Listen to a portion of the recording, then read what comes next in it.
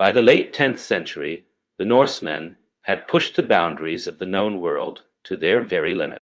They had settled Iceland, tamed its volcanic fury, and built a civilization on its unforgiving shores.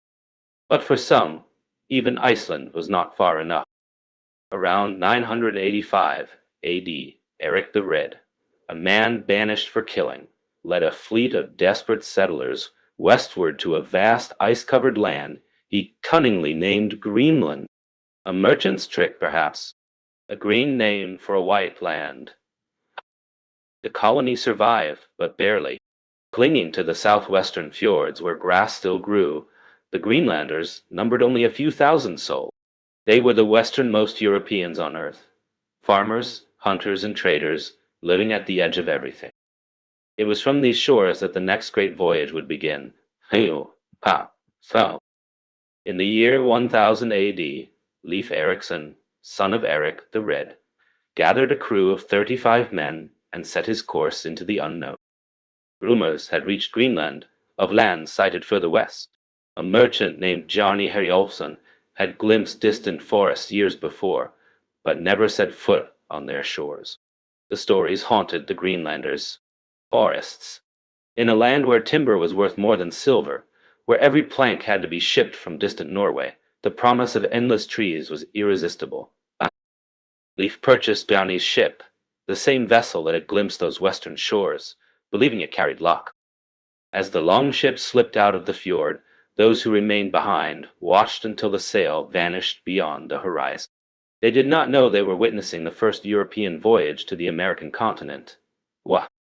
None of them could have imagined what lay ahead. What? The North Atlantic showed no mercy. For days, Leif's crew battled swells that rose like mountains and fell like valleys. The longship, shallow-drafted and flexible, rode the chaos as it was designed to do. But design offered little comfort to men soaked to the bone, hands raw from the oars, eyes burning from salt spray.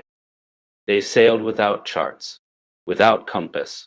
The Norsemen navigated by sun, stars, and the flight patterns of birds. They read the color of the water, the shape of clouds on the horizon, the subtle shift of currents beneath the hull. It was knowledge passed from father to son, bought with generations of drowned men. Somewhere beyond the gray chaos of waves, land was waiting. They had only to survive long enough to find it. The first land they found offered nothing. Leif called it Helluland, land of flat stones, a frozen waste of rock and ice where glaciers crept down to meet the sea. No trees, no pasture, nothing to sustain a colony. They did not linger. Leif ordered the sail raised and they continued south, following the coastline into warmer waters. The land they sought was still ahead. Wow. Days later, the coastline transformed. Forests, endless forests, stretching from the waterline to the horizon. Trees taller than any mast, thick enough to build 100 ships. Leif named it Markland, land of forests. His men walked among the trees in something close to reverence. For Greenlanders who had grown up in a land without wood, it was almost beyond comprehension. But Leif pressed on. If such riches existed here, what might lie further south? They found it where a river flowed into the sea. The land was gentle. Meadows of wild grass rippled in the wind. Salmon filled the rivers, larger than any fish the Greenlanders had seen. And there, growing wild on the hillsides, were grapes, wine grapes in a land with no vineyards. Leif called it Vinland. Out, the land of wine. Here, at last, they would stay. Exploration parties pushed inland, mapping the coastline, testing the soil, cataloging everything they found. The climate was mild. The winters, they would discover, were shorter than Greenland's endless darkness. For Norsemen, raised on the edge of survival, Vinland seemed like a gift from the gods themselves. They built shelters. They established a base camp. And for a time, they believed they had found their future. But Vinland was not empty. For thousands of years, other peoples had called this land home. They lived in ways the Norse could barely comprehend, attuned to the rhythms of forest and sea, hunting, fishing, and farming in traditions stretching back generations beyond memory. The Norse called them Skrælings, a dismissive term, born of ignorance. They did not understand the complexity of the cultures they had stumbled upon. They saw only strangers. And those strangers had been watching the pale newcomers since the first longship appeared on the horizon. The people of Vinland had tolerated visitors before. Seasons came and went, and outsiders rarely stayed long. But these newcomers were building. They were settling. A reckoning was coming. The first meeting came on a bright morning. They emerged from the tree line without warning, men, women, and children, approaching the Norse camp in numbers that made the Vikings reach for their weapons. But there was no attack. Not yet. Instead, both sides studied each other across the meadow. Two worlds, separated by an ocean, and 10,000 years of divergent history, meeting for the first time. The Norse offered trade goods, milk, cloth, and iron tools. The Skrælings brought furs, pelts of extraordinary quality. Communication happened through gestures, through the universal language of held-out hands and cautious steps. For a time it worked. Furs flowed into the Norse camp. Metal tools disappeared into the forest. The Greenlanders began to believe coexistence was possible. They were wrong. Trade continued through the season, but cracks appeared quickly. Misunderstandings multiplied. A Norse bull terrified a group of Skræling traders, nearly sparking violence. Arguments erupted over exchanges, the value of iron versus fur, the meaning of agreements neither side fully understood. The Norse were vastly outnumbered. They knew it. Every interaction carried the weight of that knowledge. Trust, fragile from the start, began to fracture. The attack came at dawn. Later, the sagas would blame a killed Skræling, a theft gone wrong, a misunderstanding turned murder. The truth is lost to time. What remains is what happened next.